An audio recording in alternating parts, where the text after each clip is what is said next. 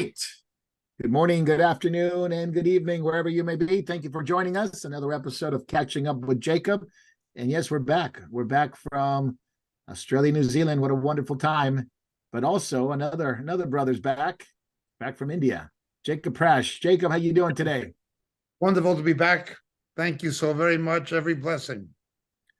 Good to see you, dear brother. Glad you're back, and glad you're back back at home. And you can get ready for your next set of actions as you're always on the move. God bless you. And we also have down the street from not too far from my house, Jay. How you doing, Jay? Actually, I don't think I'm down the street from you right at the moment. Sorry. That's right. You're not. I'm still stuck in Texas, and hopefully I'll be out of here on Tuesday. Texas. That's what I hear. Yeah, there you are, Texas. Well, our hometowns originally. So Houston area. God bless you, brother. Glad you're doing well. And down under, just spent some time with them down in Australia. Davey, how you doing? Pretty good, thanks, dear brother. And you please know you're welcome back anytime. Everybody's already saying, when are you coming back? We want Marco back. So. A wonderful time. Good morning to everybody in Australia and New Zealand.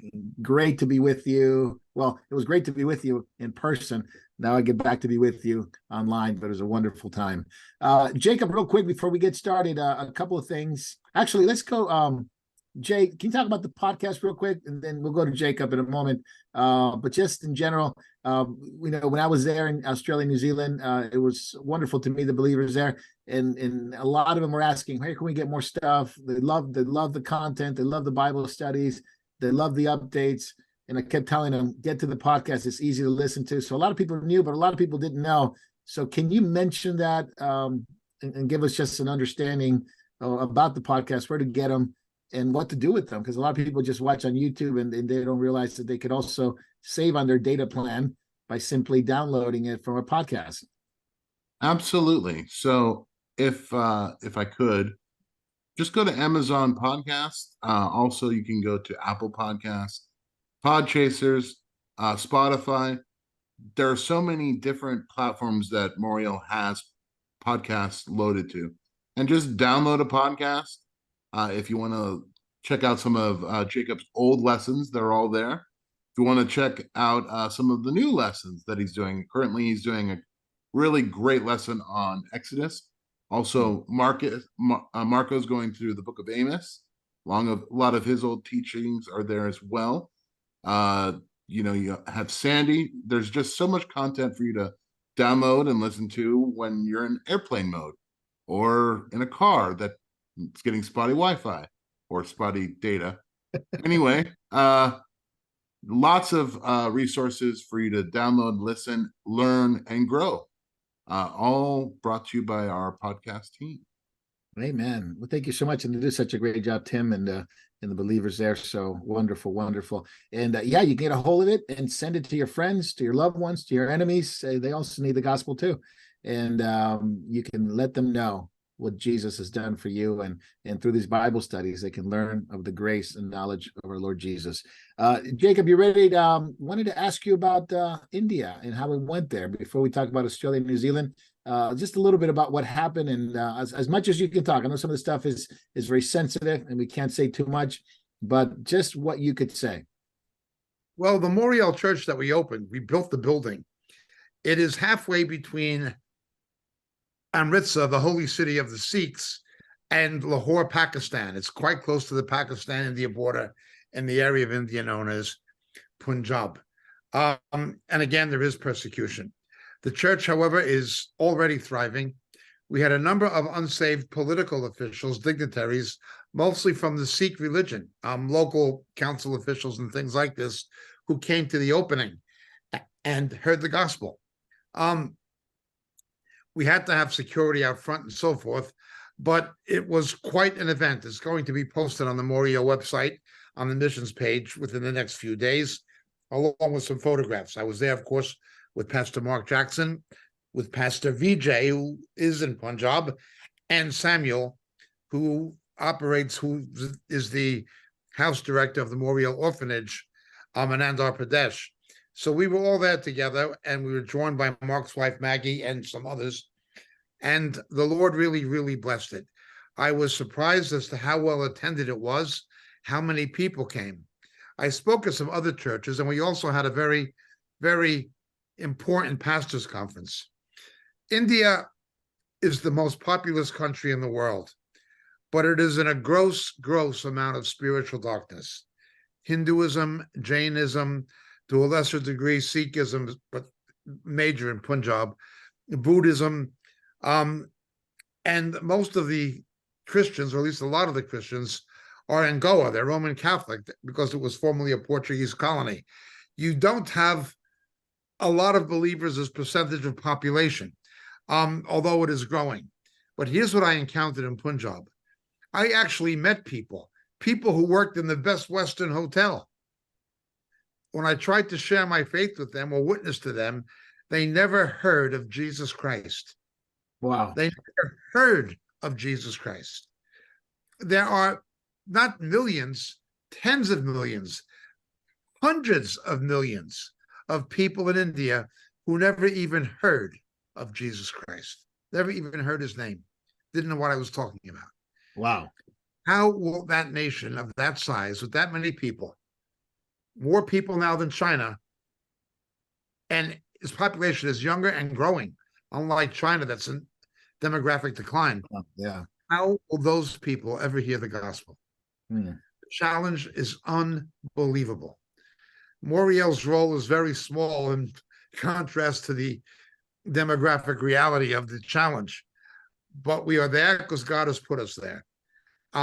We're doing well, but no matter how well you do, you're not even going to dent the surface with that many people. It is only going to be a tremendous move of God, almost of a historically unprecedented proportion, that will make the kind of impact on India that India needs. At least in China, you have an underground church. The gospel was brought to India by William Carey, the Baptist, who had to fight the Calvinists in the Baptist Union in England to be able to go to the mission field, because the Calvinists didn't believe in evangelism and missions. Carey did. He was like to India what Hudson Taylor was to China. And he worked and he battled. But now his ministry is taken over by theological liberals who don't believe what he believed. They only believe in a purely social gospel. The legend or the legacy of William Carey is basically not there. You find that very, very often in many places. In England, for instance, the Baptist Church of John Bunyan in Bedfordshire is theologically liberal. They're not believers. And it was the church where John Bunyan had been the pastor. You find that in many Methodist churches. You find that in Wesley's Chapel on City Road. You find that in England.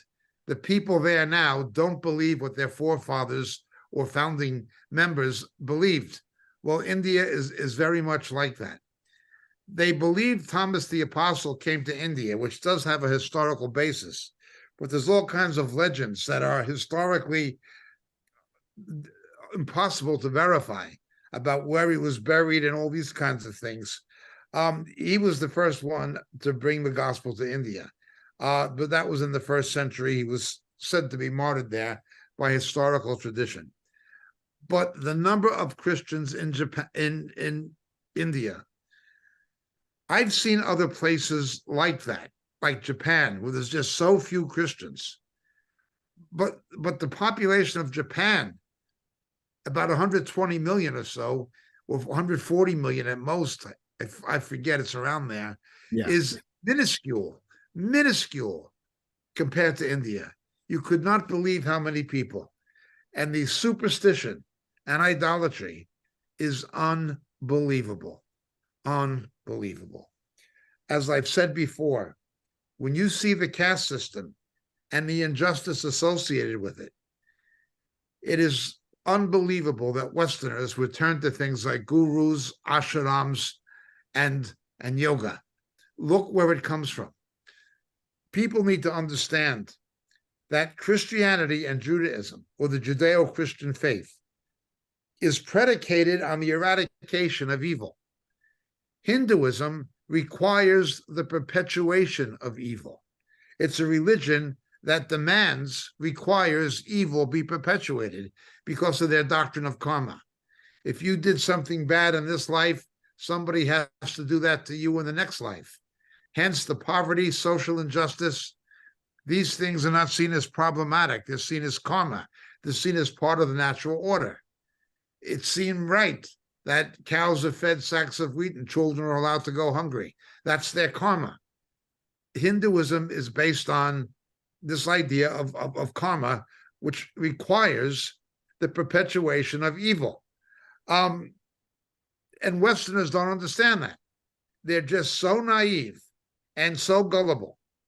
They have their equivalents, in an odd sense, in these university students who are stupidly calling themselves liberal and revolutionary, who support Hamas without realizing what Hamas would do or does do to homosexuals, to women's rights, that kind of stupidity, a blindness that is a willful blindness.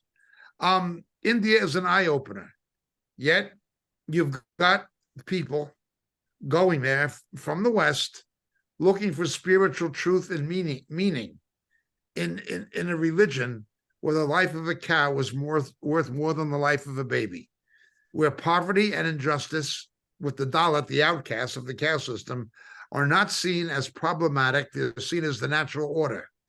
A religion that is not aimed at the eradication of evil, but requires the perpetuation of it. This is India. If anywhere needs prayer, it is India. What a mission field. I cannot express my admiration enough to people like Mark Jackson, Amen. who directs Muriel's work there. To have to, and very often he lives on the edge of subhuman poverty with the locals for the sake of the gospel. I mean, certainly when you stay in places that are alive with roaches and rats, I mean, and again, you have the Jainists who believe that they have as much right to live as a human. This is what you're dealing with.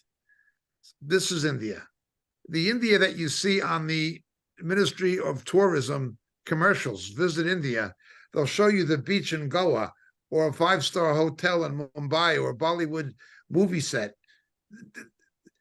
That's not the real India.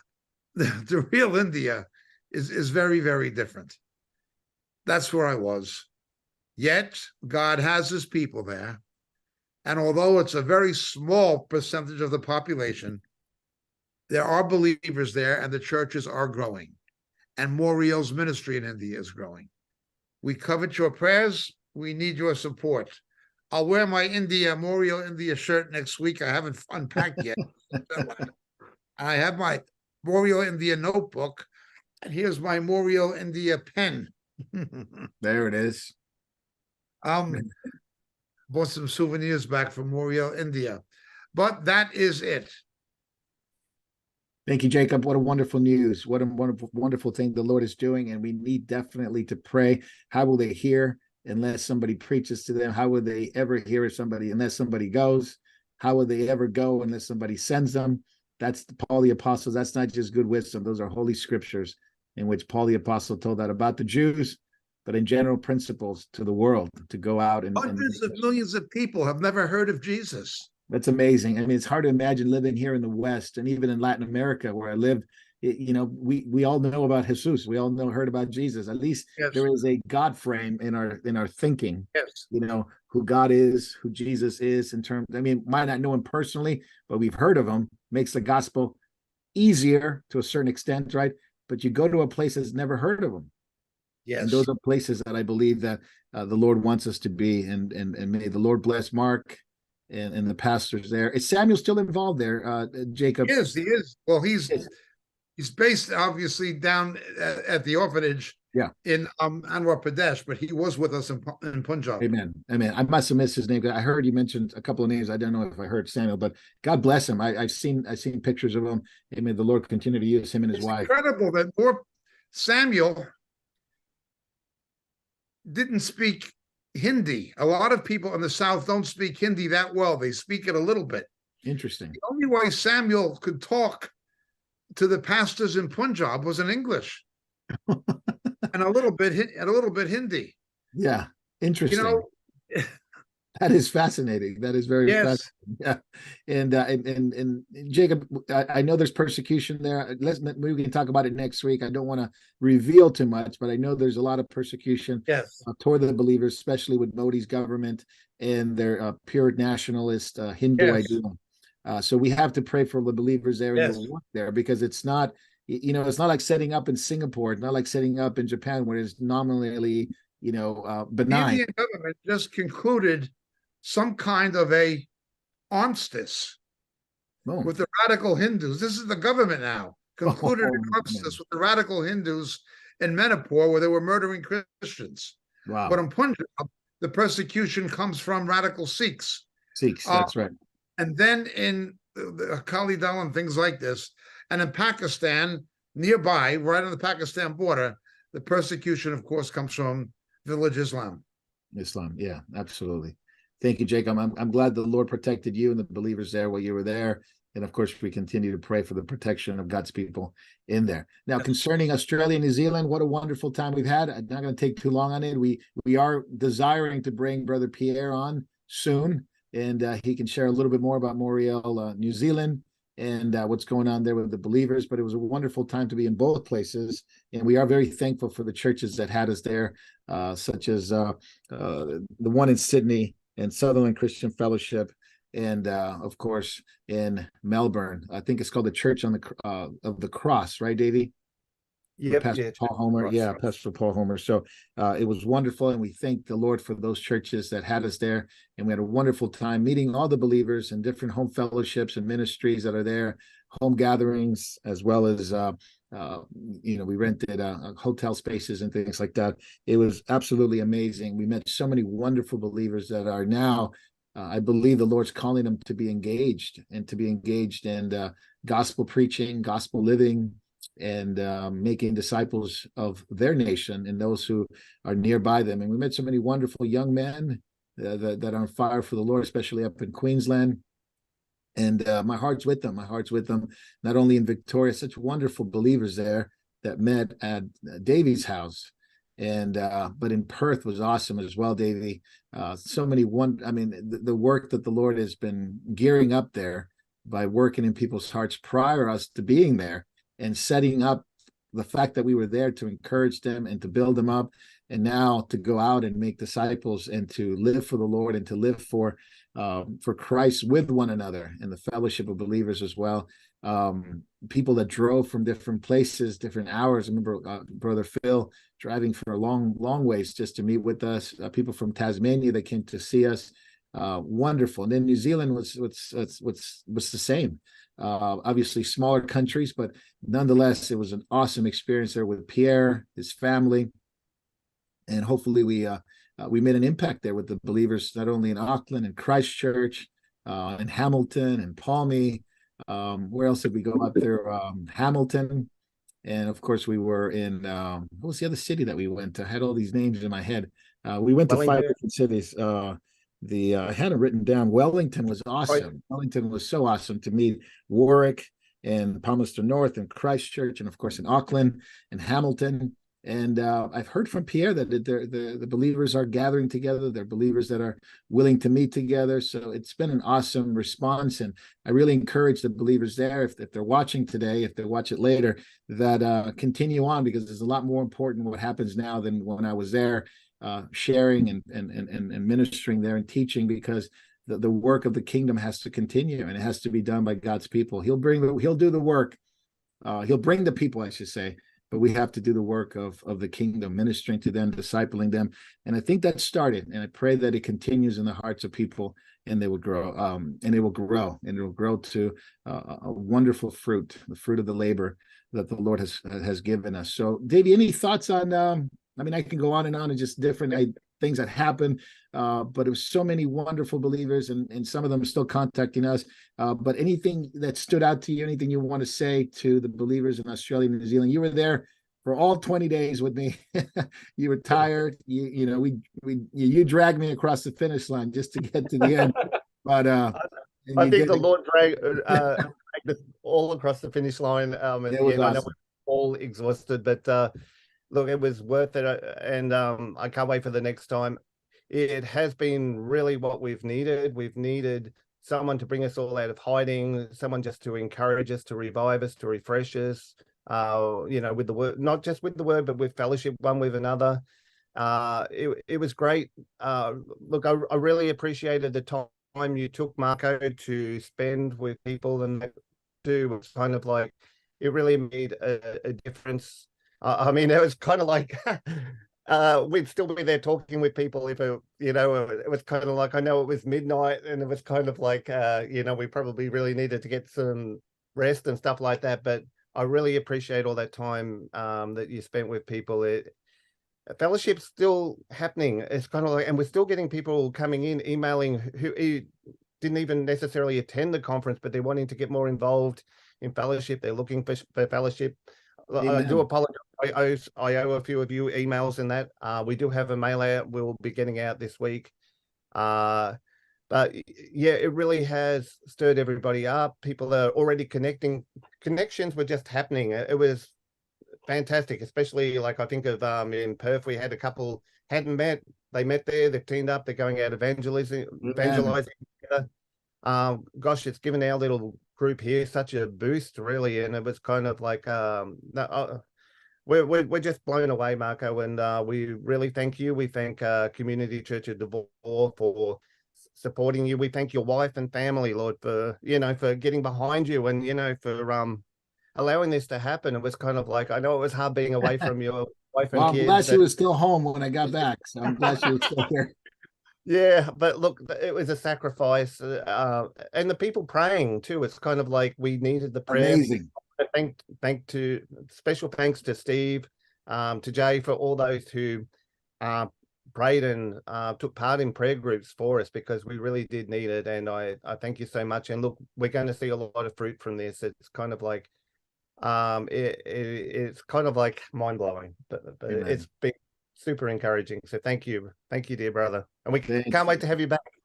All right. Well, as long as Albanese would have me back, if Albanese's okay for me to come, then I'll be there. But may the Lord bless you guys, and especially the church that meets in your home, and the believers in New Zealand as well. And I can't wait to hear what the Lord does, because there was such good fruit. But I mean, I can name you guys are all in my heart. Put it that way. You haven't stopped being in my heart.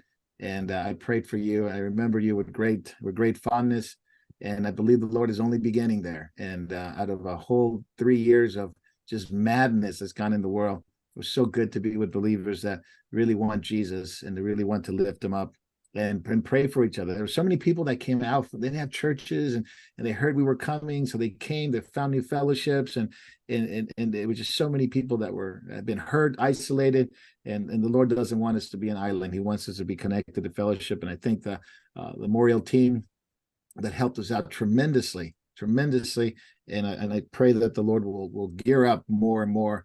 Memorial Australia, the church is there. Memorial New Zealand and the church is there. There's so many good things, and we're behind you 100%. We're behind you in prayer, and we're putting it where our mouth is. We're putting action to our words. So may the Lord continue to use them. All right. If there's anything else, we can save it for next time, but we do want to bring Pierre to tell us more about what's going on in New Zealand, because it's fantastic. And perhaps we'll hear more about Australia soon, because I think some good things are happening there, especially with the leadership there, Davey. So may the Lord use you guys in tremendous strength that we're going to need for these days. So, in talking about this, Jacob, you ready to catch up? I'm ready. All right, Jacob, riots erupted when I was away last week in your family's home country, which is your mother's home country in Ireland. I don't know if she was born in Dublin, but Dublin was absolutely. Oh, family were from Donegal. Donegal, close enough. Dublin was on fire. Children were stabbed last week. An Algerian-born national went on a stabbing spree, injuring 3 Irish children. Should have been deported, by all accounts. Should have been deported, no doubt, 20 years ago. But thanks to NGOs and the Irish government, he was allowed to even have a passport. He was found guilty of carrying knives back in May of this year. Don't know why he was allowed to continue in that kind of behavior, but Dublin's destruction is quite serious. Several stores been destroyed. Now that calm has set in to an extent, now the real fangs come out from the government, and this is online censorship and the legislation that's coming. You made a great video on it. I encourage people to watch it. It's about what is it called? Ireland Beware, or Ireland based on Obadiah 15. Yeah, Obadiah 15. So get a hold of that. If we can Yeah. put a link to that, people need to watch it. But now that calm to an extent has been restored, Jacob, let's talk. You talked about the illegal immigration and all that's going on. You can rehash it a little bit, but let's talk about what the government is doing. Leo is at a warpath right now in trying to censor not those who Radica, the committed the crime, homosexual, yeah. not those who Radica committed the is crime.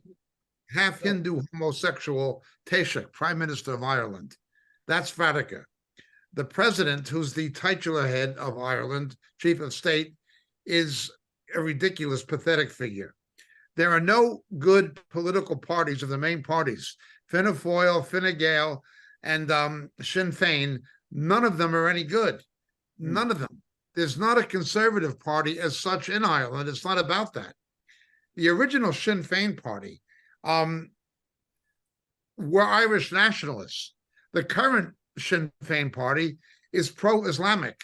The original Sinn Féin meant ourselves alone. They wanted an Irish nation that was nationalistic, that was Celtic, and that was independent from Britain and other countries. They did not want this immigration. They never would have wanted this kind of immigration policy. 19% of Ireland's population are now immigrants. Many of them are Muslims and radical Muslims, bought in by all three parties, with the blessings of all three parties. Hey, Jacob, can I give you some stats real quick, just for people to know? In the last 12 months leading up to this year, 141,600 immigrants have landed in Ireland. The Irish population has increased by 2%. That's huge. Yes, they're Muslims. They're Muslims. If you were to look at it, just those in the U.S., if you look at it per capita, it's similar to the U.S. expanding by 9 million people. If you're going to look at per capita. Sorry, Jacob, go on. I just want people to realize the enormity of this. Some were Ukrainians, most were Muslims. Some were Africans. But the largest number will be Muslims. Yes. This is absurd. And they're reaping what they sowed. The governments of Ireland are increasingly condemning Israel for standing up to radical Islam. Well, they're cajoling it. Well, now they're beginning to see what it is. Again, Obadiah 15. I would refer people to the video clip that you mentioned. A warning to Ireland. Warning to Ireland, yes. When people stand up, including the boxer, Conor McGregor. Yeah. They're being investigated for hate crimes. If you disagree democratically as a matter of free speech with the policies of the left-wing Irish government concerning immigration, they're investigating you for hate speech. They're trying to outlaw opinion.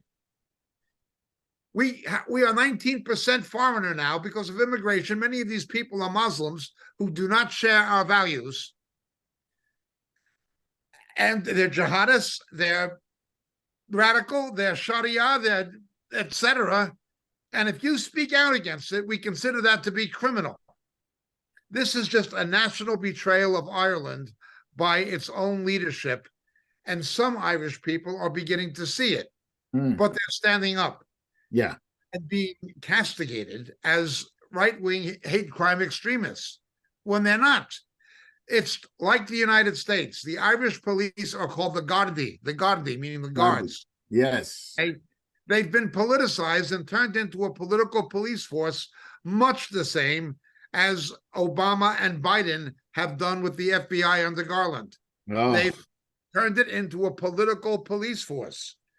They're out to arrest anybody who criticizes government policy on immigration, bringing these people in, even though Irish children are being stabbed.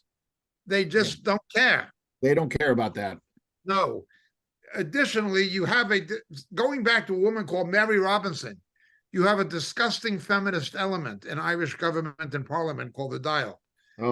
They don't understand geopolitics, and they don't understand economic realities. All they understand is the woke feminist agenda or the woke narrative. They can recite the woke narrative like a Catholic can a catechism, but they don't, they don't really understand it. People who quote from the Baltimore Catechism don't understand biblical theology. Well, people who quote from a feminist agenda or a woke narrative, they don't really understand economic and geopolitical reality. And that's what you've got here. I think they were quoting Das Kapital. I think they were quoting Das Kapital. There doesn't seem to be any women in Irish government who have common sense. Yeah, what's up with this whiteness that they were trying to attack? It was all whiteness. Yeah, The problem was whiteness. The vision of Eamon de Valera, who was born in New York, okay? He was the first Taoiseach, the first prime minister. His vision, and he was the leader of Fianna Fáil, his vision was to have a Celtic Ireland. The original IRA was to have an Irish nationalist country, an Irish Republican country that would be identified as culturally Irish. Now they associated that with Roman Catholicism and a lot of other things, but they wanted it to be Irish. What you're seeing now is a departure from the original beliefs of the founders of Irish republicanism and the founders of the Irish Republic. It's not what De Valera wanted. He wanted a Celtic country. It's not what Sinn Féin wanted. They were Irish nationalists. What you have now is a left-wing woke agenda that's globalist that has gotten control of these parties, but do not subscribe to the ideologies of these parties. Yeah. This is insane. I mean, I'll read what Conor McGregor said, the UFC fighter says, we won't back down. Ireland is at war. We bring in people that don't care about us. They don't care about our children. We're not losing any more women or children to twisted people who shouldn't be in Ireland in the first place. Call it what you wanted. We don't care. May God help us. Ireland for victory. So he's tweeting this, and the actual prime minister, Leo, begins to attack him personally and says, "We're Radica, the homosexual, half Hindu."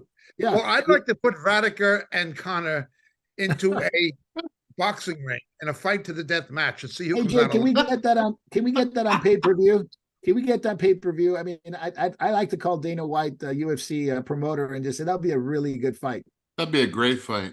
Yeah, that'd be a great fight. I'd put Radica and Conor McGregor in a ring. And you heard it here first, folks. You heard it here first. If it happens, Jacob called it. Yeah. But they investigate him like if he's some kind of radical terrorist. And anyone who criticizes the government or says, now listen to this, if you say Irish lives matter, it is a hate crime. You could be taken in and investigated for a hate crime, just like people in Ireland, just like McGregor. So do Irish lives matter anymore? I don't know. A Muslim says Allahu Akbar and stabs a 6-year-old. That's not a hate crime. If you say Irish lives matter, that's a hate crime. That is. Sinn Féin says, MP Paul Maskey described the signs saying, or any signs that says Irish lives matters as disgraceful. He says, if you say Irish lives matter, it's disgraceful and it's anti-immigration, it's anti-human, and it's erected to create fear and intimidate people. This is from Sinn Féin, the MP Paul Maskey. I don't know if Maskey's a... That hypocrite is not telling you that although they may have not used the words Irish lives matter, that is exactly what the IRA and Sinn Féin said after the Derry massacres. Really? That is exactly what they said. That is exactly what they said after the killing of the 1314 in Derry. That is exactly what they themselves said. Now they've departed from it. Nobody in their right mind can believe Sinn Féin of today is the Sinn Féin of yesterday.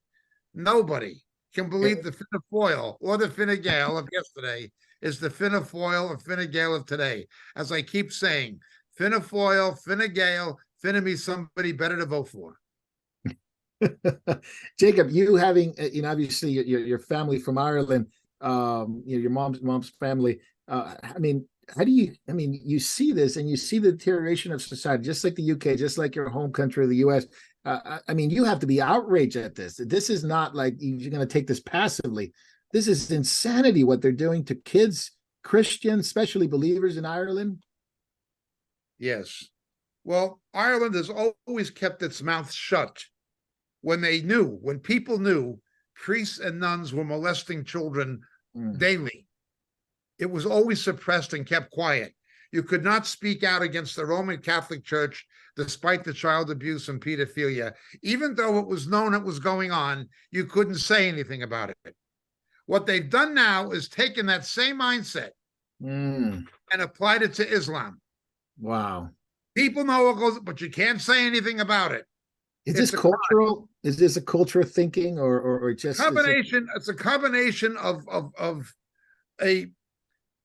Ireland has an alcoholic culture. It's got a very high degree of alcohol abuse. Very high. Ireland spends a higher percentage of disposable income on alcohol than most of the other countries in Europe. It's got this mentality where the people they have guilt because of Catholicism. There's a guilt thing. Mea culpa, yeah. Mea culpa, because the blood of Christ does not take away all sin. You have to atone for your own in purgatory. They carry guilt. Okay, they don't have a Christian gospel. They have a Roman gospel. Okay, so there's the guilt. The guilt is compounded, of course, by the sexual abuses perpetrated against children by the church. But you're not allowed to talk about it. So what did the people do? They would take to the drink.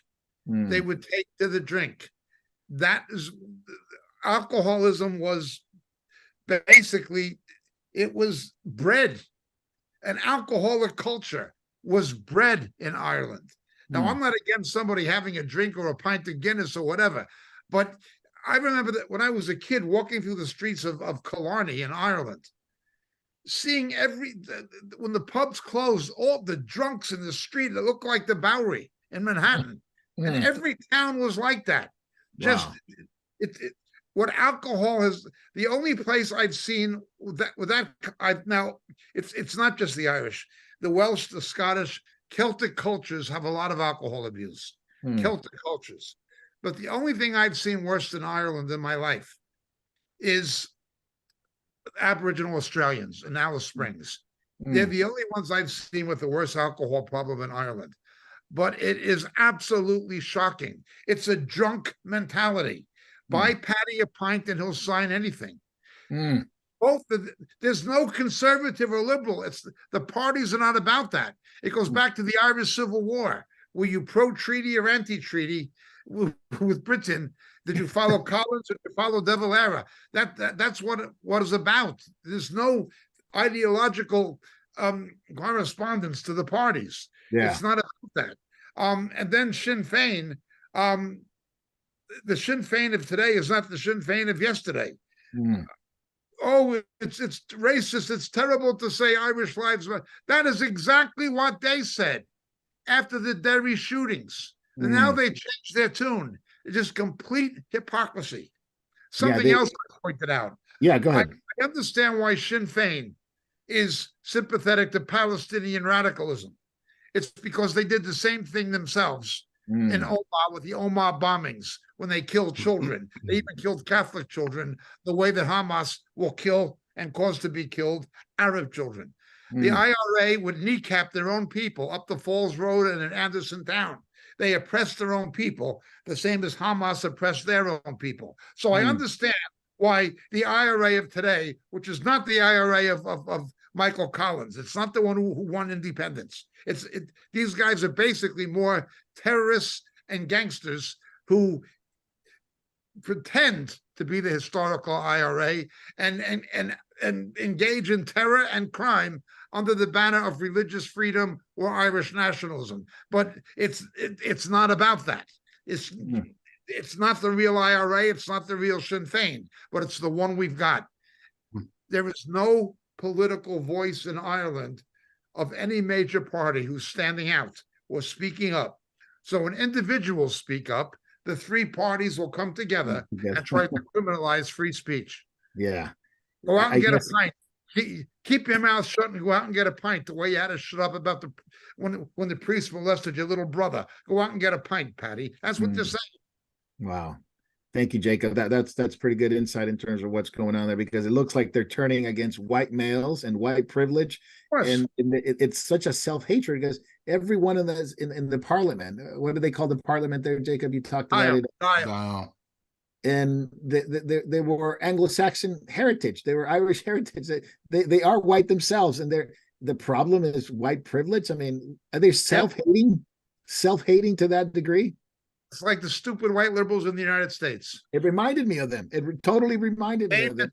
Same mentality. Oh, now now the legislation. Now we talked about it here back in May or April of this year, where they had that Christian teacher go to court because he would not use different pronouns for transgender. So he actually, I'm not sure if he lost his job or not, but that he was pretty much in trouble with the courts, and because Ireland already had a online speech and a speech basically curtailing any speech already. Now, Leo Varadkar is asking for a stronger, a more defiant online speech controlling surveillance crackdown on anyone voicing any dissident or irreversible change that wants irreversible changes in their country. So, or doesn't want irreversible changes in their country, basically. Why wouldn't he? He was homosexual. Yeah. He's homosexual. You have to understand Ireland. Before the 1970s, it began to change. Ireland has always had an issue with homosexuality and lesbianism. Always. It was always there. Because the father was down at the pub getting drunk, Irish families became matriarchies. Okay. So little boys don't have a positive father figure. Got it. They go to a mommy becomes daddy. So you always had this problem with homosexuality in Ireland, even though they didn't have legalized divorce. Daddy was down at the pub drunk. Not all of them, but on a wide scale. So it's always had this kind of issue in Ireland. But they had an outlet.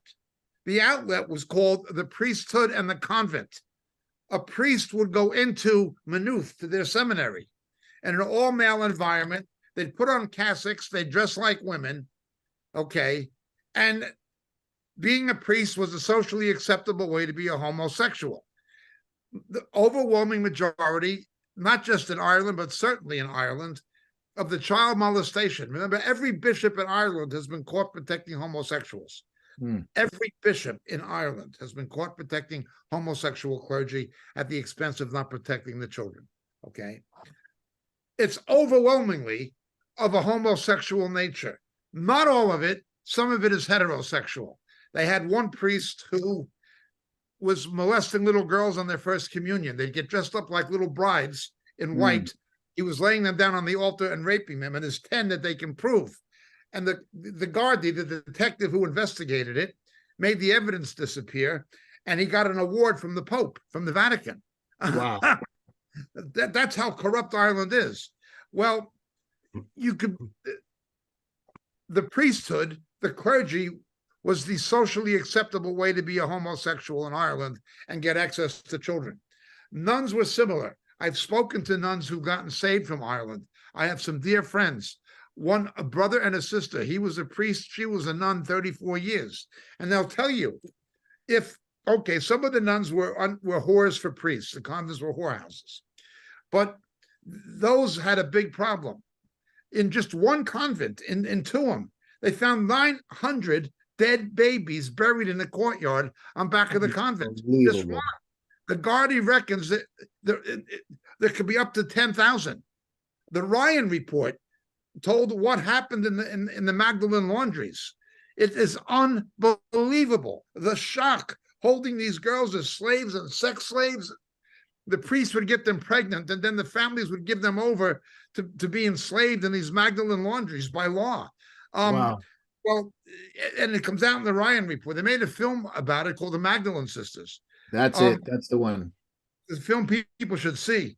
But then with the nuns, it was, okay, if they weren't whores for priests, if they were a butch type lesbian, they would take the name Sister Michael Patrick.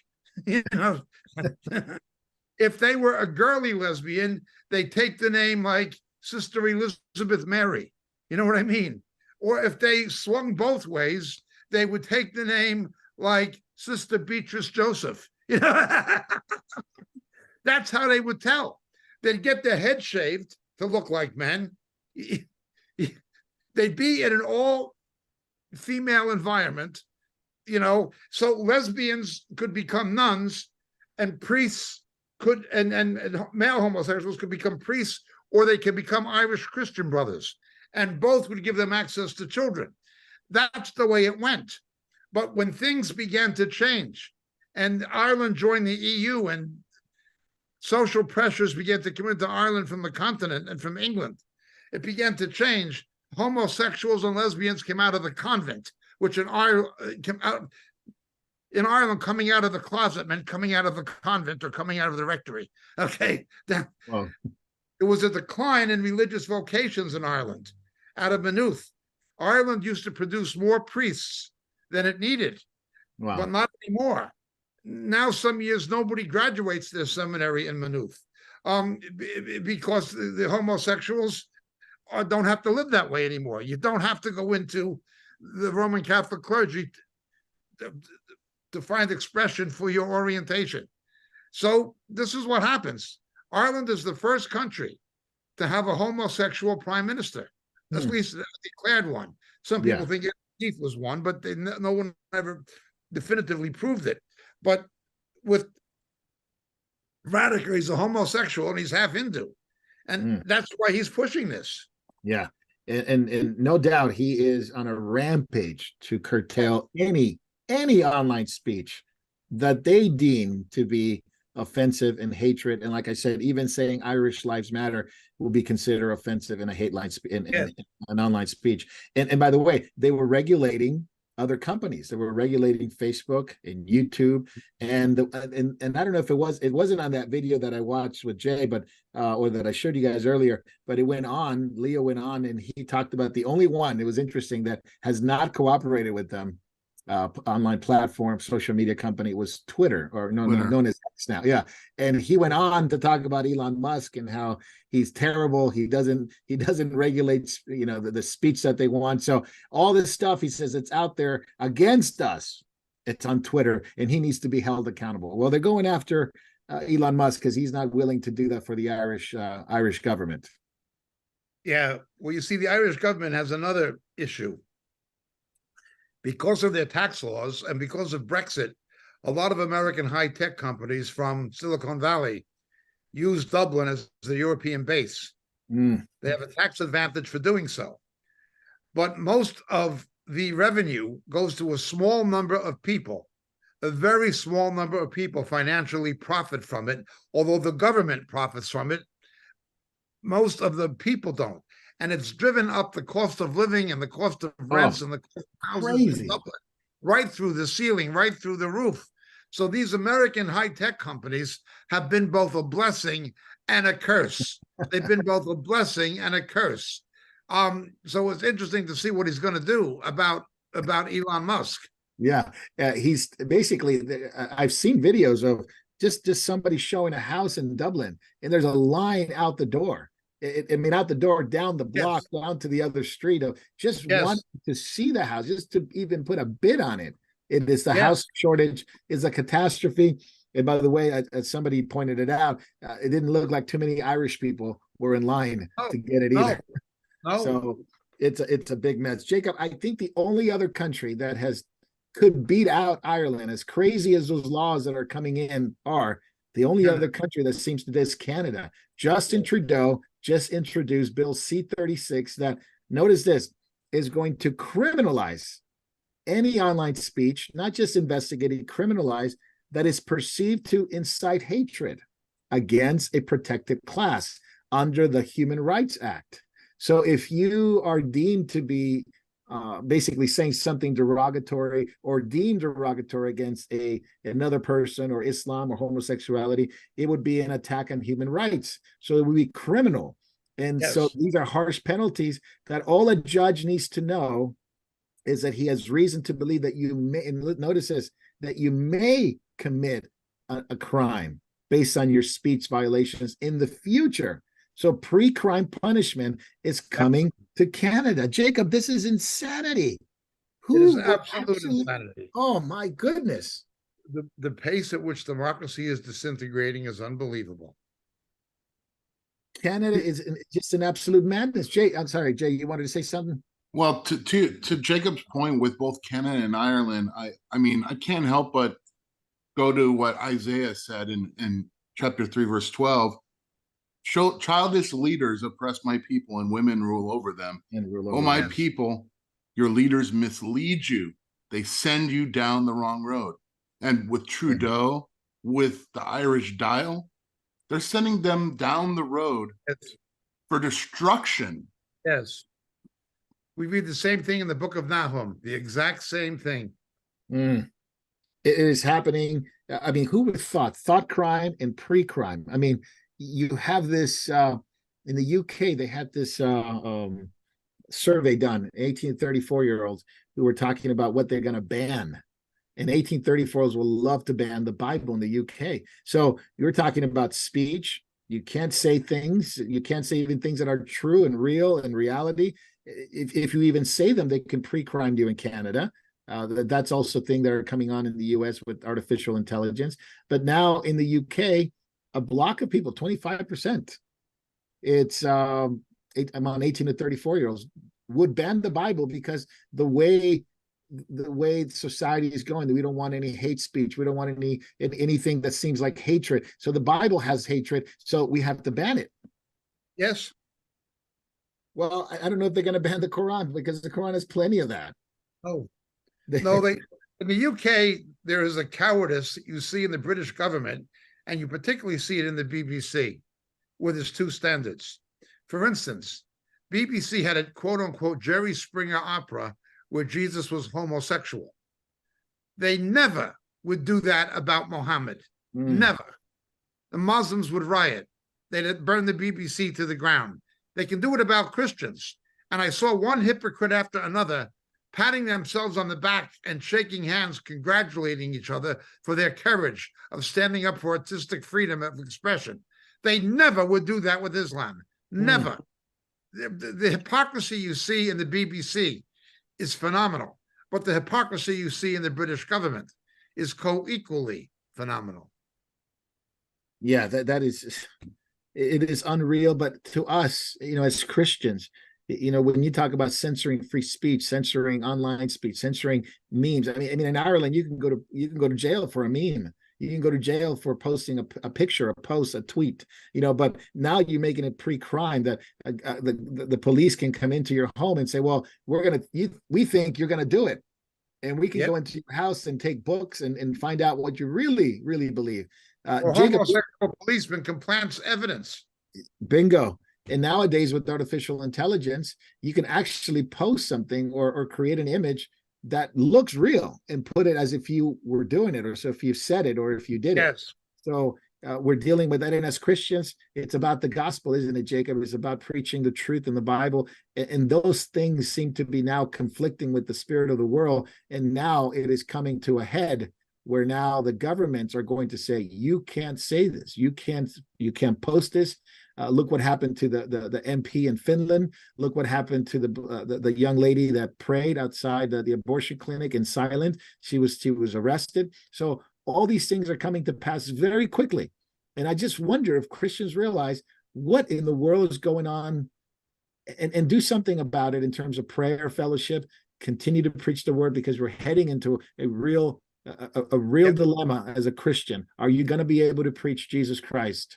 And are you willing to? When are the pre-tribulation advocates going to wake up and sniff the coffee and welcome themselves to the real world and stop living in their religious delusion that was invented by John Darby and those who paid attention to that despot?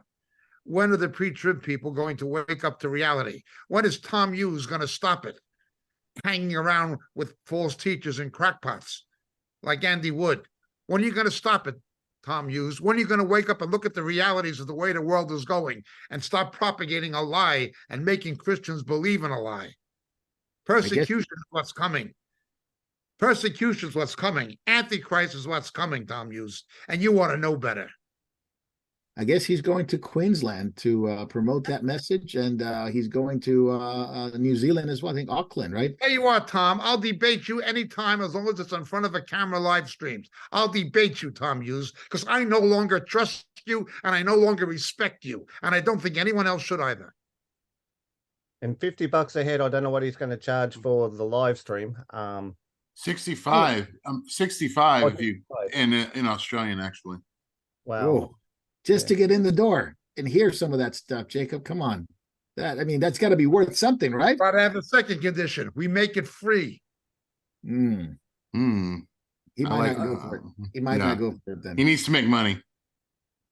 Jay, I think your mic was muted when you were saying it was really profound. It was awesome about Isaiah. In online, people couldn't hear you. I wonder if they can hear you now, but could you repeat that about Sure. Isaiah? Yeah. So I was just mentioning that Trudeau and the Irish dial.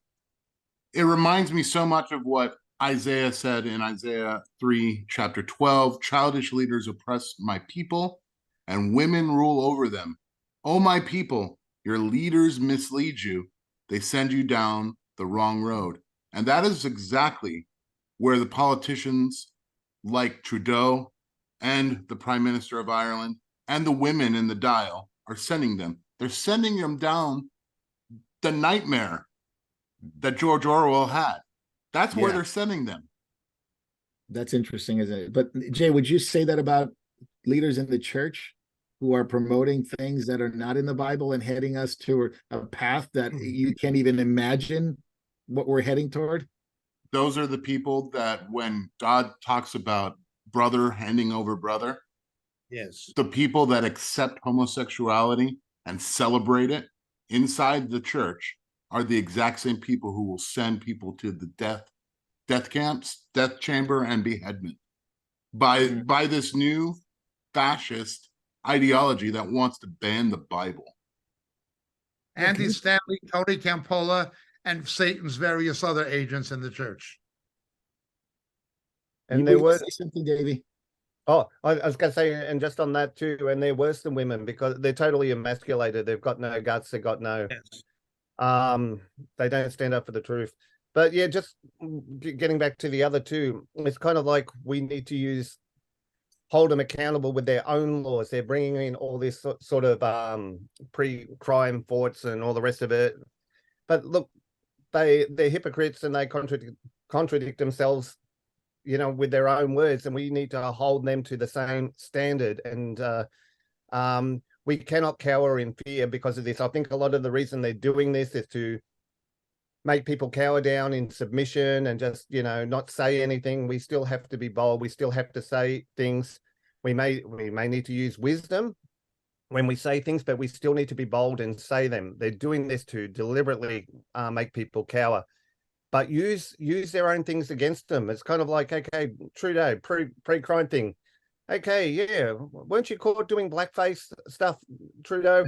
I mean, all these people, we watched a video earlier of all these people in the Irish Parliament, suddenly they know what a man is. Suddenly they know what a woman is.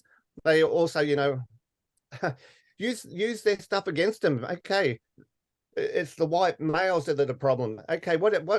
How do you know I'm white? How do you know I'm male? I could be a black female lesbian for all you know. It's kind of like use their own stuff against them.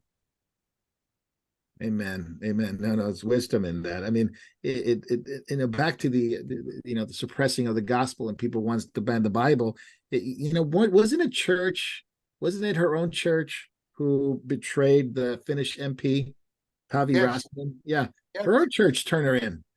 So to Jay's point about these leaders, these church leaders that don't believe, that sending us down the wrong path with wrong theology, wrong doctrine, wrong, even if they think they have the right motives, they'll be the ones who would sign up to ban the Bible just to keep their status quo in our society and to keep their status quo as a religious person in this world, as a respected religious person, while believers, the rest of believers who are counting the costs, are going to be prosecuted for a crime of just simply preach. I mean, Jacob, you can correct me if I'm wrong. With the conservative government in the UK, you had preachers being arrested for preaching the gospel. Absolutely. You had a Not lady, Muslims, not homosexual activists, only Christians. the lady that was praying in front of an That's abortion, it. that was under a conservative government. Yes. Well, now these things get fought and challenged in court, but Yes. yes, absolutely. Absolutely. Now, the UN is launching a global digital ID, and this is going to touch probably every one of us that deals with technology and the internet. And it's a totalitarian nightmare, to say the least. Sorry, Mark, just to add to your question. Sorry. Yeah. Since Margaret Thatcher, there's been no conservative government in Great Britain. Mm. She was the last real conservative. I guess we have to say under the Tories, right? The new Tories or whatever we call them now. Yeah. Because, yeah, you're right. I agree. No I more agree. conservative parties since Margaret Thatcher. Oh, What a mess. it's the same for America and the Republicans. There are no conservatives. There's No. the Freedom Caucus, and then there's Yes. the rhinos. So Yeah. you know what did Jesus say? A house divided cannot stand. Yeah. That's right. And Yeah. you're seeing that. You're seeing that plainly with how dysfunctional conservative government is supposedly ruling. Yeah. Yes. And to your point, Jay, you know, what gets me frustrated is when you see Christian leaders and pastors and that would actually subscribe to this idea that the government is going to help us. We need to support these types of governments in order to regain our freedoms back, you know, take back America. I mean, I go on a website and it's supposed to be about, you know, the gospel, but it's really about, you know, freedom, this, freedom, that. And what they're talking about is just joining with political movements in order to gain our freedoms back. And I say that's a dangerous road to go down the line and hoping that some politician is going to give them back to you. You know, Psalm 146, it says, "Do not put your trust in princes and mortal men who cannot save." And Amen. too many times we have religious leaders doing the exact opposite. Put your trust in this man. He's been confirmed and anointed by God. Well, why don't you let the Lord determine that? Not you. Oh, man. And what about those leaders who send us on the road? It says, hey, nothing bad's going to happen. You know, we're going to go see the Lord without anybody. There's not going to be any problems, no issues.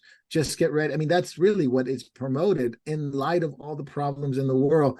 That's the answer. And I don't hear anybody saying the answer is we need to preach the gospel of the kingdom, you know, to all nations, and then the end will come. Nobody quotes that. Nobody wants to even talk about that. They're the lying prophets in the time of Jeremiah, speaking only smooth things. Yep. No evil shall befall on us, is what they said, right?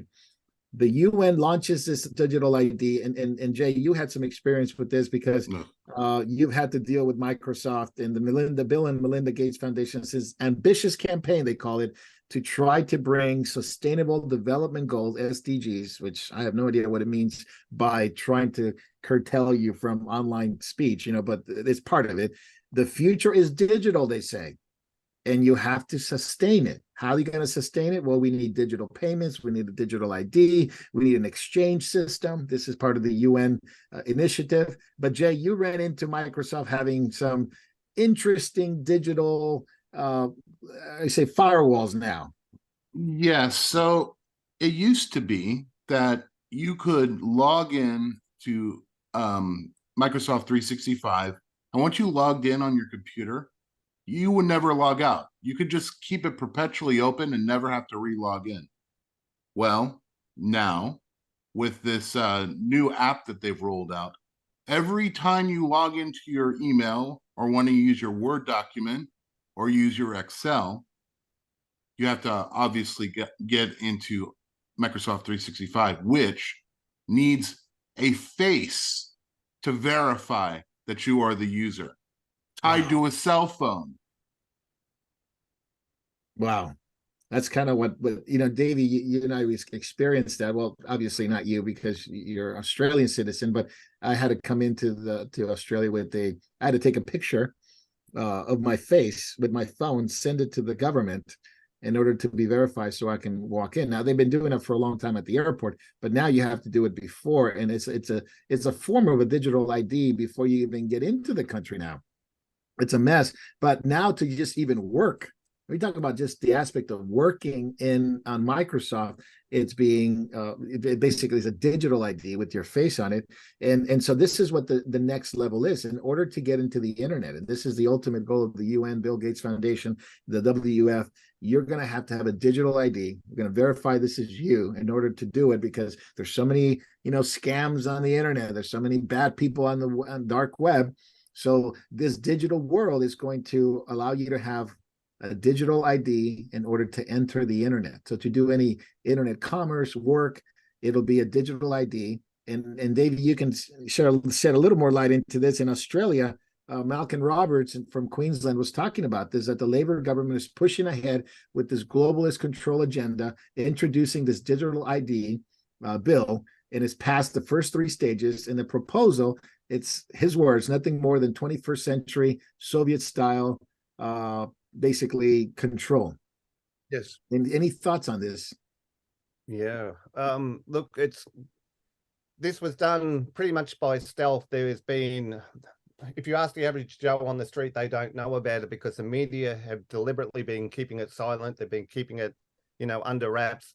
I only found out that it was coming up, in Parliament on Wednesday. I only found out like the day before it was going to be happened. But this is going to disadvantage 28% of the population. 28% of the population here do not have, don't do electronic banking. They don't have smartphone. They don't have computer. There's 28% of the population they're basically going to throw under the bus. Now, we've been seeing this ramp up here for a while. We even saw it, little elements of it while we were traveling around. Like in Perth, you cannot use the rail system without, it's all tap and go. It's all cashless. You can see this push all heading towards this digital ID. I know we're going to have to rethink a few things too when we have shared accounts. I use them at work. Again, we're Microsoft dependent at work too.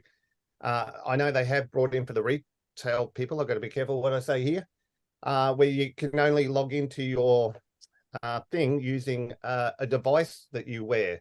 And basically that's your ID to log in and access the work computers now. And it's been causing a lot of problems and a lot of headache for the staff this weekend. So the system's not foolproof, but they're pushing it regardless. It's like full steam ahead and they don't really care. Yeah, it's in the EU, the G20s, the G20 countries are pushing it, a digital world, obviously in the EU and in the US with the cybersecurity bill that's coming to pass. That's why so much of this election and coming 2024, it's interesting because they're calling for cognitive security here in the States. Now, what that means is basically misinformation and disinformation. It's pollution. So we need to wipe it off your mind. Cognitive security, right? And I'll wipe it off the internet from people. And it's really a call for mind control. Jacob, what are your thoughts on this? I mean, cybersecurity bill, online bill, digital bill. You can't say this. You can't. I mean, it is a complete lockdown surveillance system that's coming. And there's ahead of this is the spirit of Antichrist. And of course, the Antichrist will be. When we combine it with AI,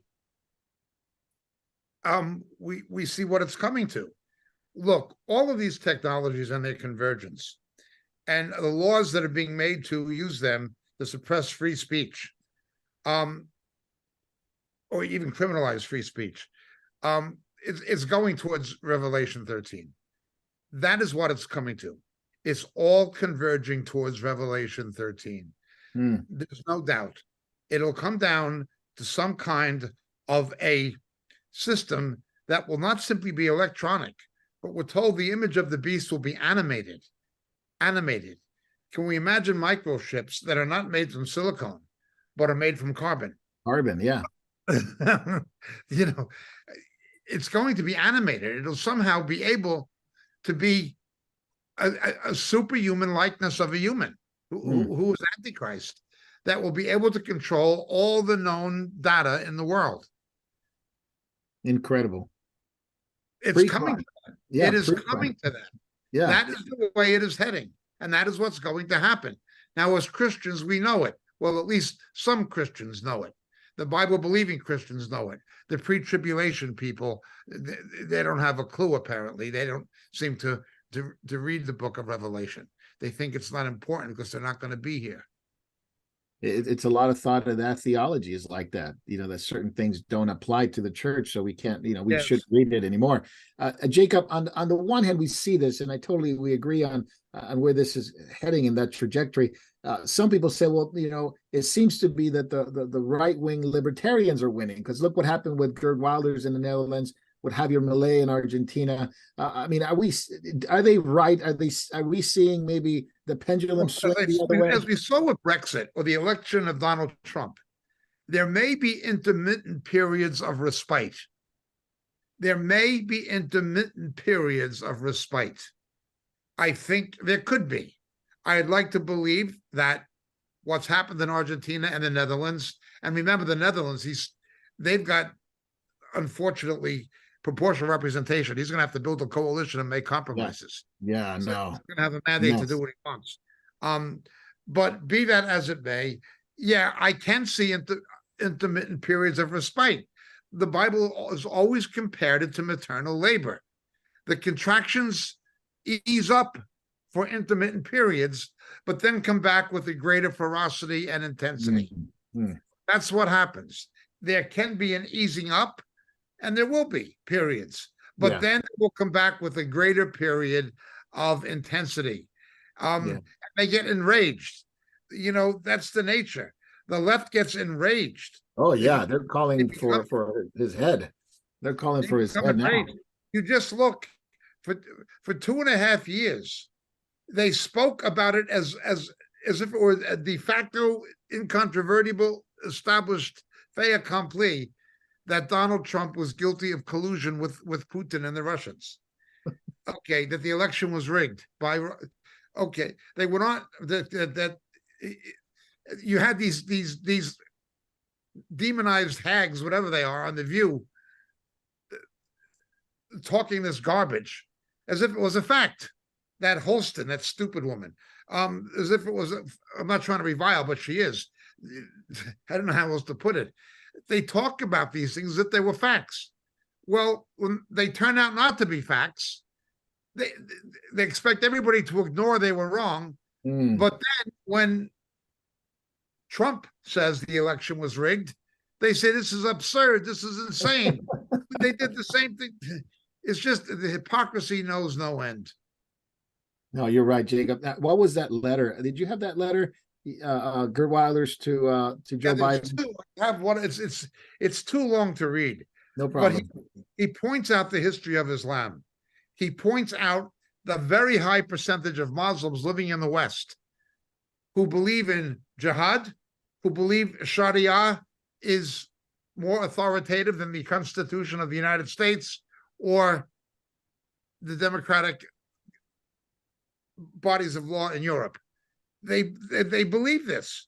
They immigrate under false pretenses, swearing loyalty to the Constitution, but not believing it. They lie. They should be denationalized and deported. These people should be denationalized and deported because they've immigrated under fraudulent pretenses. A very high percentage, possible majority of Muslims have immigrated to the West under fraudulent pretenses. I know a couple of congresswomen like that. Yeah, there's people in Congress. They should have no right to be in the country unless they're in prison. Okay, they may have a right to be in the country if you can find a reason to lock them up in prison. But other than that, they shouldn't be in the country. Okay, he shows these things. He shows what these people believe. But what's more frightening is the demographic.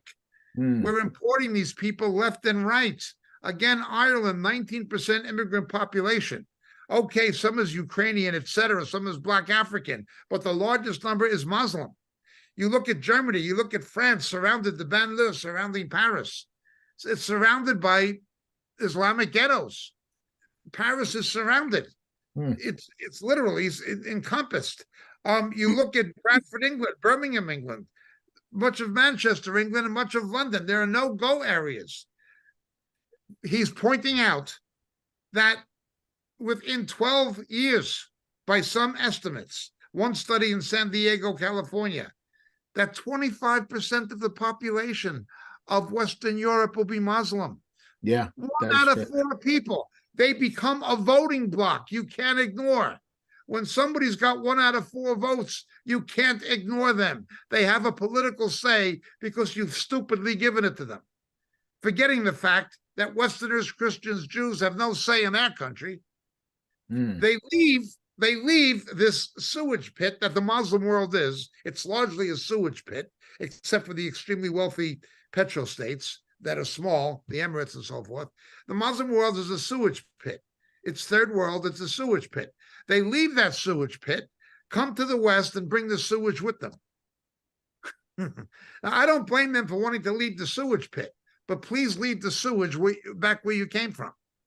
Yeah, they want to Islamize That's the correct. new place where they are. Yeah, Sharia law. I mean, I remember one Jewish producer, Avi, and he went to Minnesota, and he's watching, and I'm watching this video. It's a great video to watch, and he's asking, people in Minnesota, and he goes to the Somalian area, and he asking Somalian teenagers born here, grandkids. I mean, it's quite a generation now of Somalians in Minnesota. And he's asking them, do you want Sharia law or the Constitution? And it says, all the kids, Sharia law, Sharia law. So what would these kids want to do with the Constitution anymore? They don't want it. They want Sharia law in Minnesota. The way we were betrayed by the Bush family and by the Bush administration and by the Clinton administration, and above all by Obama, just bringing these people in.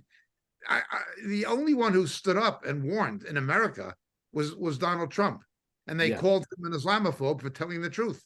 Yeah, you remember, Jacob? We were in Santa Barbara, maybe 2006, 2007, and you were talking about Gerd Wilders, that he was right, and what he was saying was right. Now this is, I said he was right nearly 20 years ago. Yes. Yeah, and they almost put him in jail. They put him under not house arrest, but literally protection agencies because they wanted to kill him. Now he wins, and now he was right. And nobody wants to admit he was right. Now, I want to talk about Javier Milei real quick, president of Argentina. Pretty interesting guy. I mean, you're talking about a libertarian, but really kind of comedy, funny guy. But boy, he tells the truth. Jacob, are we cautiously optimistic about this man in Argentina? My one reservation about him is not that he is an economic libertarian. I am pretty much as well.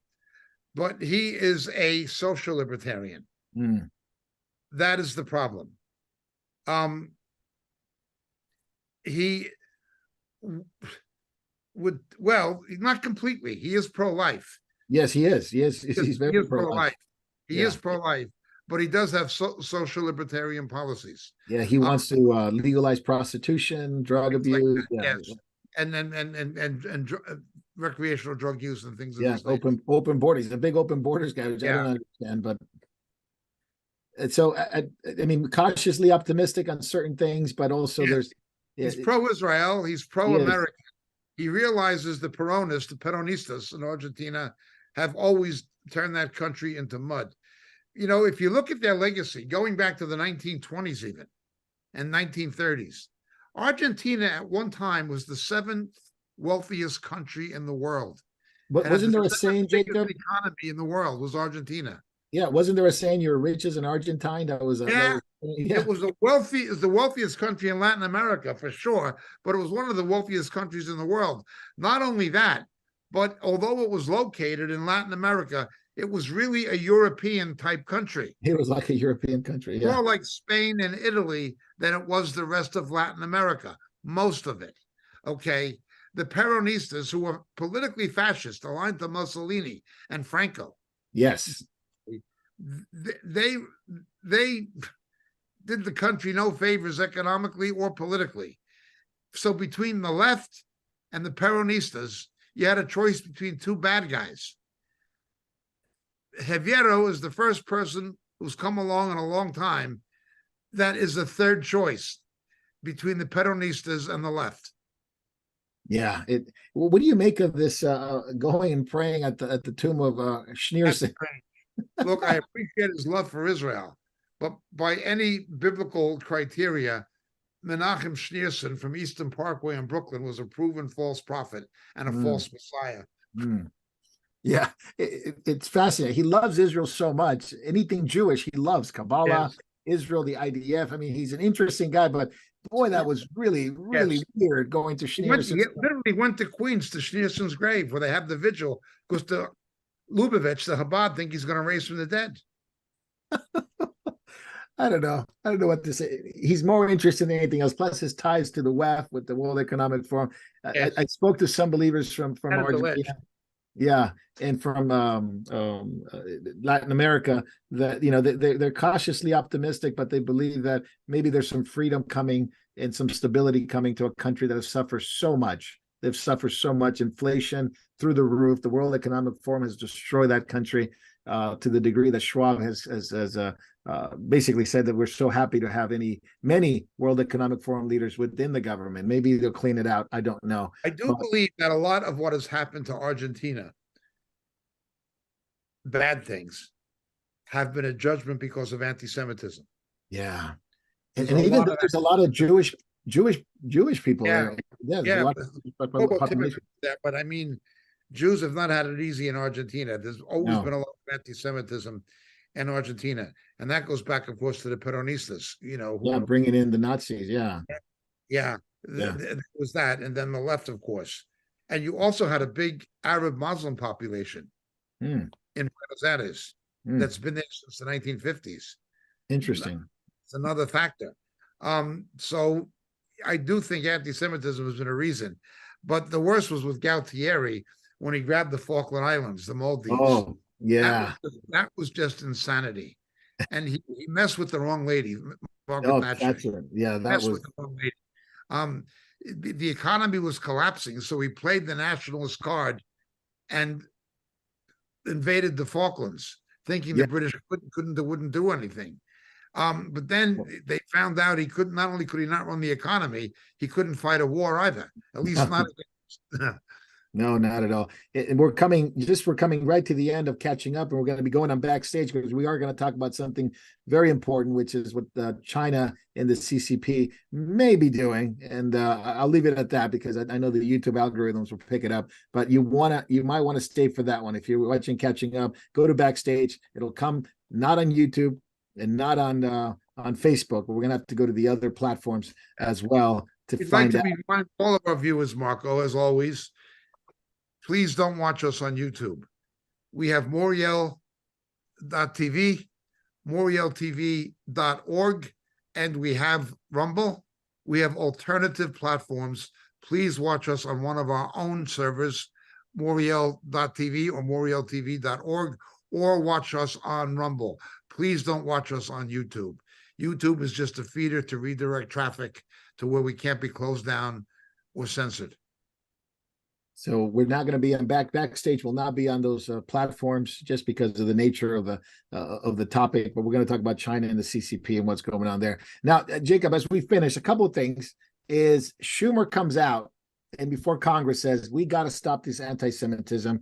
He hooks up with the ADL and says we need to stop this anti-Semitism in the schools. No doubt he's right about that. You got crazy campuses, college campuses, high school campuses. You got a teacher in a high school that has to go and hide in the closet because the students, 400 of them, want him to be fired, and he's running for his life. I mean, this is like 1930 Germany. No doubt Schumer's right, but Jacob, isn't it hypocritical? Totally. Now the Democratic Party and the ADL are crying foul when now we don't like anti-Semitism. We don't like Jews being attacked. Of course not. But they're the ones who promoted BLM, promoted a pro-Muslim party who didn't care for the Jewish people or Israel. So after years of promoting this, now, Jacob, they're in trouble. Any comment on Schumer and Blumenthal, Schumer, Blumenthal, Steve Cohen, okay, have no right whatsoever, no right to complain. They're in the party with the squad. Mm. They're in the party with the squad. People like Adam Schiff, Jerry Nadler have no right to complain. If there was a pogrom in the United States, and I pray to God there's not, but if there's a pogrom in the United States it would be poetic justice if the first ones to be taken out and victimized were Schumer and Blumenthal and Cohen and Schiff and Adler. They should be the first victims of any pogrom because they've betrayed America's traditional relationship with the Jewish community. And they betrayed the Jewish community. And with them, I would drag out Debbie Wasserman Schultz. These are the Menlauses, the Jewish traitors. A Menlaus is to Judaism and to Jewish culture what Benedict Arnold is in the United States or what Judas is. They are traitors. They're in the same party with Alejandro Ortega-Cortez and with Olmert and with Rashid and Talib. They're in the same party with these people, the same party. And they viciously attacked Trump, the best friend, no matter what you make of him, he was the best friend Israel ever had in the White House, by far. And they made him #1 enemy. Not Tlaib, not Olmert. Go after Trump. Go after Israel's trusted friend. Yes. Schumer is a disgusting human being. He's not only a disgusting politician, he's a disgusting human being. And I would say the same for Schiff, the same for Blumenthal, the same for Wasserman Schultz, the same for all of them. And as much as I agree with him and respect him on certain things, I've said that Alan Dershowitz has behaved like Alan Jerkowitz. He's waking up and realizing the naive stupidity that he's exhibited continually in his friendship with the Democratic Party leadership like Obama. Now he's realizing what he should have realized 10, 12, 15 years ago at least. Yeah, in the ADL, of course, all they want to do now is censor speech. That's their big claim to fame. We got to censor speech, censor speech. They go after Musk. They go after conservative Jewish leaders. Jonathan Greenblatt is completely out of line, but yet he calls foul for anti-Semitism. He is a hypocrite, and his predecessor was a hypocrite. Jackie Mason, the Jewish comedian, he knew exactly what kind of hypocrites the ADL B'nai B'rith leadership were. Just parasitic hypocrites. Jackie Mason knew it, and he said it, and he was right. Yeah, and these are the same people that help protect the speech of Muslims, anti-Jewish hatred. Yes, and the same people that supported BLM, who went after conservatives and Jewish. You had the ACLU in Chicago. I can think of nothing more anti-American civil liberties. I can think of nothing more anti-American, nothing more uncivil, and nothing more anti-libertarian than a Nazi.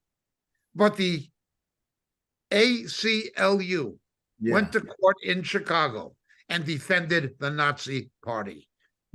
That is the ACLU. Yeah. Nothing American, nothing libertarian, nothing. Yeah, it's like the Antichrist liberty. Nothing civil. Yeah, Antichrist liberty. Liberal Jews are beyond disgusting because they betray their own people. They do. They're like the Soros of in World War II. Exactly that. Jacob, speaking of Jewish people in Israel, now we had a ceasefire to some certain degree. I wouldn't call it a ceasefire, but just basically a pause. And now Hamas has shot to the idea, basically began shooting to the idea. IDF responds. Now it's over. Now there's no ceasefire. Now there's no pause. Now Israel keeps focus their attention on Gaza, but now to the south. To that extent, the U.S. seems to be very much against their operations. Blinken had some words with what is his name, Yoav Gallant, regarding the operations in the south. Any comments on that, Jacob? Blinken seems to be. Blinken is one of these left-wing traitor Jews. Yeah. America down the river, he'd sell the Jewish people down the river. He'd sell Israel down the river. He's the same as Garland. He's the same as Schiff. He's the same as Wasserman Schultz, the same as Schumer. He is in that camp. He's a traitor to Jewish interests. He's a traitor to American interests. Don't forget, since the 7th of October. The Biden administration has given $10 billion further in sanction relief to Iran, who sponsors it. You give them $10 billion. The Biden administration is giving humanitarian aid to Gaza, knowing that the government of Gaza is Hamas. They're taking that aid for their own purposes or selling it to fund their war, or taking the fuel for use to fuel rockets to attack Israel. This is Biden. 10 billion to Iran, giving aid to Hamas. It's not going to the people unless they're buying it. What else has he done? Putting restrictions on Israel. When the ceasefire was agreed to exchange hostages, where are the Americans, by the way? Israel has to give 3-1, not 1-1, 3-1. And Israel has to release terrorists. Yeah, that's the crazy. Fighters. To get a woman or a child or an innocent person, they've got to give 3 terrorists. That's Biden's idea of a fair exchange. But something else. This is really it.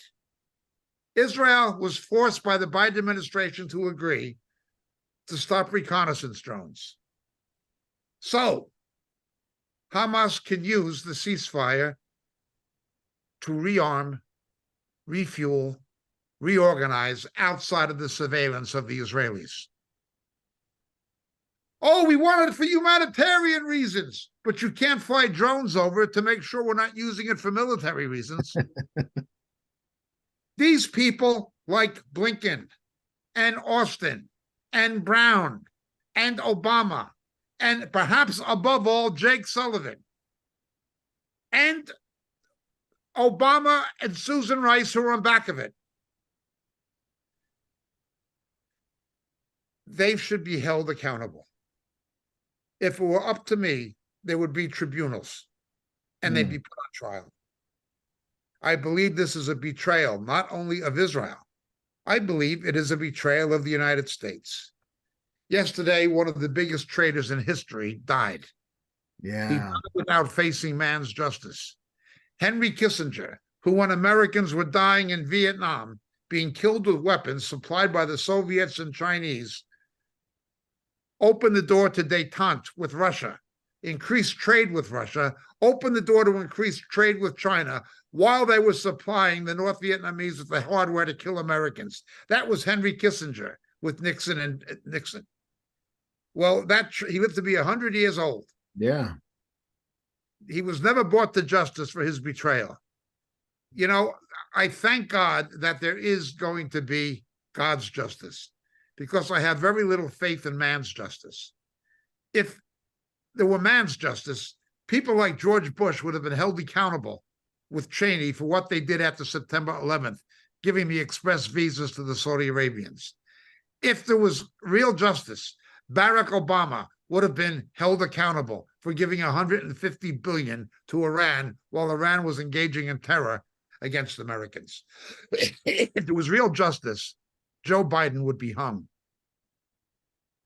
You know, Go ahead, brother. To Jacob's point, I just want to bring it back around to the word. You know, we've been sold for years now that Islam is a religion of peace, and there are many, many secular Muslims, no doubt. But we also have to remember, at the heart of Islam, we're told in 1 John 2:22, who is a liar except he who denies that Jesus is the Christ? Yes. This is the Antichrist, the one who denies the Father and the Son. Islam does not accept Jesus as the Christ, does not accept him as the Son of God. That is Antichrist. And the kingdom of Antichrist is forming in Europe. The kingdom of Antichrist is forming in northern Michigan. Get prepared, Christian, because that is why they have to get rid of the Bible, because of verses like that. Correct. Yeah, it's coming.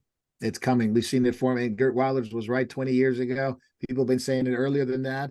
And now we're facing the reality of European countries, American, obviously The Jewish influence, the liberal Jewish influence in America has allowed this. They said nothing. Now they're facing a real trouble, anti-Semitism like we've never seen in our country. And now they're crying foul, but too late. It is too late. They shut down the Manhattan Bridge. I think it was. Was it the Manhattan Bridge? Yeah. Brooklyn Bridge. Was it the Brooklyn Bridge? Yeah. Yes. And They occupied shut by. down Grand Central Station at Friday rush hour. Oh, They hijacked Armistice Day, Memorial Day in Britain. They Yeah. hijacked it. now the Rockefeller Square with the Christmas Right, tree. to shut out, down the, They shut hijacked that down. Yeah. And was You it which council in London was it, Jay, that didn't want to have Hanukkah because of the problems that they were going to have if they celebrated Hanukkah? I forgot which one it was. We talked about it earlier, but yeah, Jacob, to your point, go ahead. You're being told in schools that if you teach about the Holocaust, it offends Islam. Oh, This is what Yeah. you're dealing with. You know, the kings of the north, the kings of the south. I do see in the book of Daniel God's judgment on the Islamic world. And it's coming and it's going to be fierce. It's going to be brutal. But I only look to the Lord for justice. Mm. When you have the Bush administration during September 11th, when the Saudi Arabians had the Bush administration in their back pocket, who's going to defend America? Americans are being murdered by Iranians, by the Iranian regime. And when Trump took out Soleimani, you had Scarborough and these left-wing reporters calling him a murderer. yeah. Obama Total gave Iranian. 150 billion in frozen assets to Iran to kill Americans while they were killing Americans. Yeah. Plus the hundreds of millions he got caught giving that was basically laundered money. In the opinion of many people, why did they get away with this? Well, they won't get away with it, but they think they do. Yeah. Amen. That's right. Jacob, we don't have a whole lot of time, but we'll discuss it next week to see where this is going. But Venezuela just launched an attack against Guyana. Brazil saying that they'd come over the border. The U.S. has deployed some military, not a whole lot, but there's the assistant brigade, the SFAB, and they're there joining the Guyanan forces. So another war, another continent. War is in rumors of war. Jesus said this, but Brazil is on high alert. It looks like another pro-Islamic country like Venezuela, a very pro-Iranian, wants to get theirs. They've been wanting it for a long time, which is Guyana. So now, as a good time to strike, I would imagine like any corrupt. Again, murder just in like the with world. Iran, and October 7th, the bill being picked up for it by Obama and Joe Obama, 150 billion. Well, we can thank Biden for picking up the bill for this. He put the lid on fracking in America, on the Keystone Pipeline, and began buying oil again from Venezuela. Where'd they get the money? Biden gave it to him. Yeah. And Maduro was very happy to take it. Now they're using course. it again. Now, Maduro's happy to take it. yeah, as Jay said, I think the French will be involved in some way, somehow, right, Well, Jay? you know what? You know, Che Guevara and Fidel Castro and Hugo Chavez are in hell having a reunion. It won't be very long before Joe Biden joins them. Mm. Yeah, and Venezuela's been really at the front of promoting anti-Semitism for sure. Yeah. Not only that, they've had ties with Iran. Yeah, very much so. Deep ties going back to Hugo Chavez. Davey, any thoughts? Any final thoughts? We're going to move into backstage. Any final thoughts before we go? Oh, yeah, just quickly, I was just going to say, look, the anti-Semitism here has just gone like through the roof. In fact, I read an article 2 days ago that it's gone up 591% since October 7th here in this country. It's almost double Germany. I think it's gone up 320% in Germany, but we're almost double Germany. So Jews are already feeling unsafe here, and schools have been taking a very, very pro-Palestinian stance. Jewish teachers are being feeling threatened here. Wow. What a time, isn't it, Jacob? What a time, Jay. What a time, Davey, for Christians to preach the gospel to the Jewish people, to stand and pray with them and for them. that they would come to know the Messiah, that would come to know Jesus. As Paul the Apostle told them, to provoke them to jealousy. Our destiny with Christ is bound up with their destiny with Christ too. And Paul the Let's Apostle, remember something. Acts 11. Time is going to come in Zechariah chapter 12 when the nations who come against Israel are going to be the personal enemies of Jesus Christ. And Jesus Christ is going to be the personal enemy of the nations who come against Israel. Yeah. Now, Israel is going to come under God's judgment for rejecting the Messiah. That is true. They are still his people, and that is still his land. And he will bless those who bless and curse those who curse. May he curse the Biden administration. Yeah, may we pray and bless the Jewish people with the gospel of Jesus. That's the gospel that Paul said to the Jew first, and also to the Gentiles. So God bless you. Go ahead, Jacob. Final thoughts. It happened in London. I know Christians I was in India at the time. The Jewish people were so moved at the pro-Israel demonstration in London, the counter demonstration, to see so many Christians, born-again Christians, holding placards and standing with Israel. It was a powerful witness. And the same happened in Washington. Where you had 300,000 plus people demonstrating. So many of them were saved Christians, and the Jewish community saw it. That is a witness in itself. Even a rabbi who vehemently opposes the gospel, like Tuvia Singer, has admitted his heart is moved when he saw the love that Christians have for Israel and the Jews, and there's nothing he can do to deny it. Even Tuvia Singer admitted that once. Provoke them to jealousy. You want to see a Jew get saved, provoke them to jealousy. Why do you love us when the world hates us?